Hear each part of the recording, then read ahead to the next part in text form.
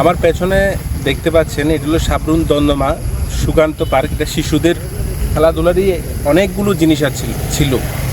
আজ থেকে প্রায় 10-12 বছর আগে এই পার্কটার পরিকাঠামো ছিল অত্যন্ত সৌন্দর্য, মানে ছোট ছোট শিশুরা এখানে এসে খেলাধুলা করতো। গত 10 থেকে 12 বছর এই পার্কের অবস্থা অত্যন্ত ভয়ানক। বন জঙ্গল হয়ে আছে।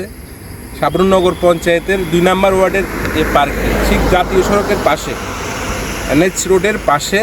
উপরে আছে নগর পঞ্চায়েত, পাশে আছে কোর্ট, SDM অফিস। অত্যন্ত সেন্সিটিভ একটি জায়গায়, শিশুদের বিনোদনের একটি জায়গা, কিন্তু দেখুন পার্কটার কী অবস্থা। আমরা অনেকবার এখানে স্থানীয় নাগরিক হিসেবে অভিযোগ করেছি, সাবরুম নগর পঞ্চায়েতের কোনো ভূমিকাই দেখাচ্ছে না এখানে।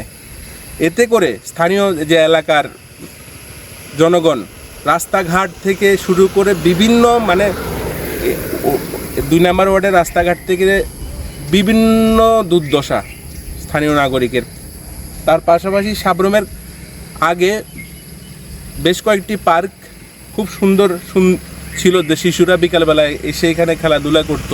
এখন সে পরিবেশটা আর লক্ষ্য করা যায় না, কারণ নগর পঞ্চায়েত গঠিত হওয়ার পর বর্তমান শাসক দলের